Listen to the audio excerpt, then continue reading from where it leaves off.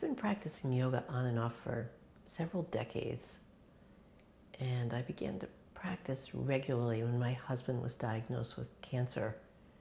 And throughout his brief journey and through his dying, I continued to practice yoga pretty regularly. I had both a teacher and my own sort of version of practicing on my own, a practice that I made up.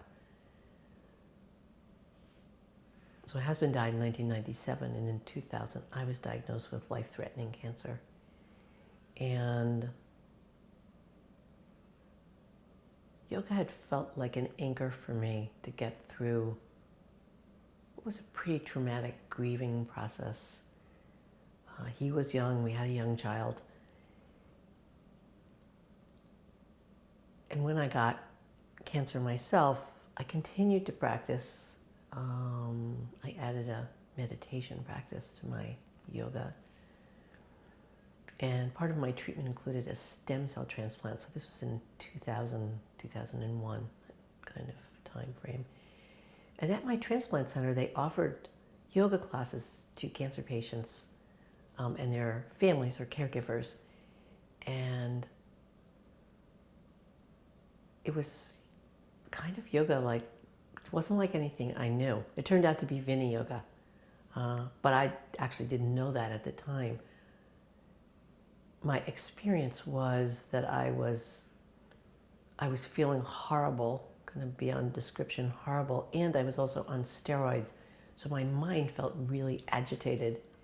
And for the hour of this class, I feel like I just dropped down inside into this really quiet place, and it was remarkable because nothing else, no drugs, nothing would make that happen for me. So I didn't know what this was, but I thought, well, if I live through this and I get better, I'm going to find out about this.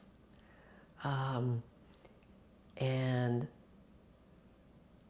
eventually I had an opportunity to study with Gary Krafso, who's the founder and director of the American Vini Yoga Institute.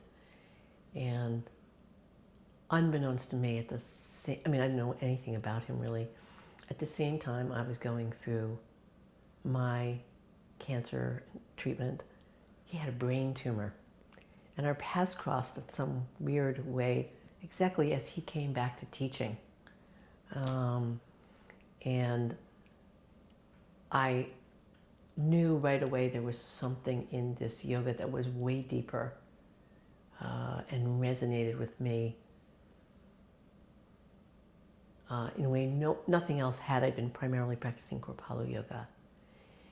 And I knew that very first time that I could do more in my own healing, but I didn't really know what it was. I had a lot of complications from my cancer treatment, from my transplant in particular, and I was very depleted on top of being pretty symptomatic with a whole host of things.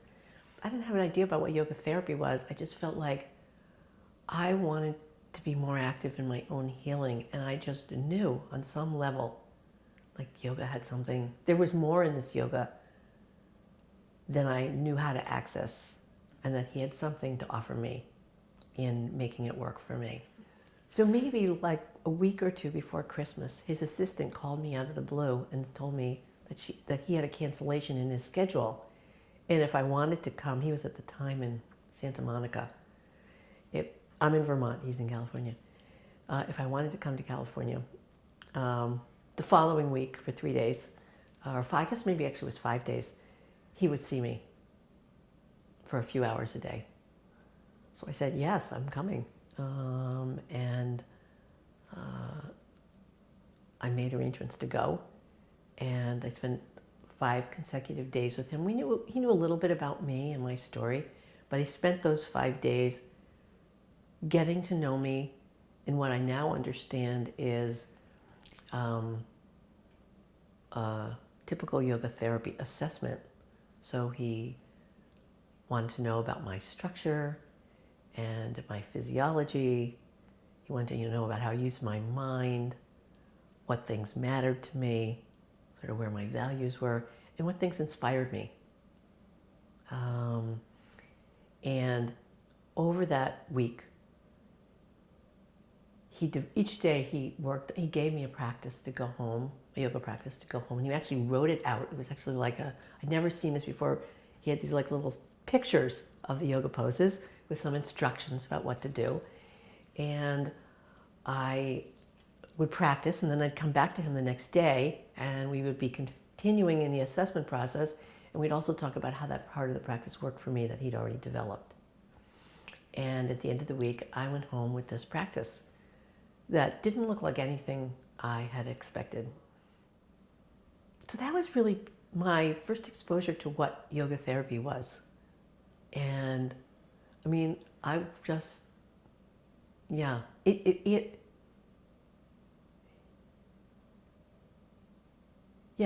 had such power. It has such power for me in my own healing. And I feel like it has been probably the most important thing that I've done for myself over this, 12 years since my cancer diagnosis. And I wanted to understand what it was. I wanted to study it more. And I was already offering some cancer coaching services to people. I thought, boy, what if I could add this to my cancer coaching repertoire? And so I began to take everything I could that he offered. And eventually getting certified as a yoga therapist. Yoga's had such a pivotal place in my life. I mean, I certainly felt when after my husband died, and I eventually, actually I guess it was not after he died.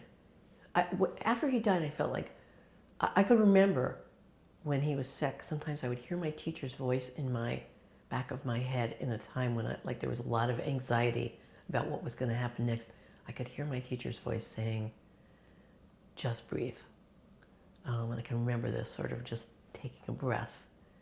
And in my own illness, after my own illness, I went to get certified as a yoga teacher at Kripalu. I remember thinking, I had this feeling like yoga had saved my life.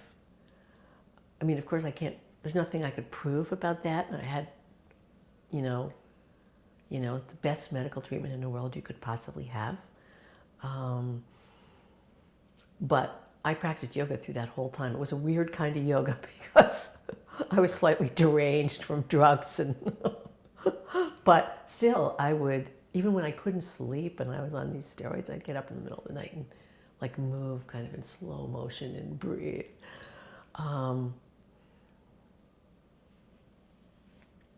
So it's had a really important place for me even before I understood anything about yoga therapy and what yoga therapy was. But I really see over these past maybe 6 or 7 years, since I've had a practice that is, for me, that's really designed to help me balance as much of what's going on for me as possible on every level, on all those dimensions of physical, structural, physiologic, mental, emotional, and spiritual, that it is like, it's like the corners, it's like so basic to my own, certainly psychological well-being. And I've really noticed when I fall off my practice, which I've certainly done a number of times, the difference it makes in how I go through my days and what's happening with the activity in my mind, which can get really speeded up.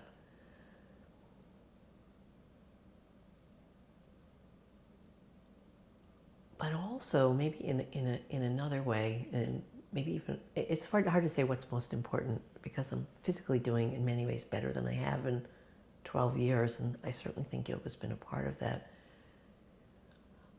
I think it's really helped to frame for me my place in the world and to not see my own life as like the whole story. Like it's so easy to just think my story is all that I can think about. And my particular story is kind of compelling and complex. But I think of myself often as, there's a meditation Gary does where you begin by feeling yourself embodied in this place that you are and expanding your awareness out, out and out until you're finally out in the cosmos. And there's something about that and some of the imagery that I work with that allows me to see, oh, I'm something more than this. There's a lot more than this, and I'm just like a little piece of it. And I can actually bring some of that more into how I live and what I have to offer other people.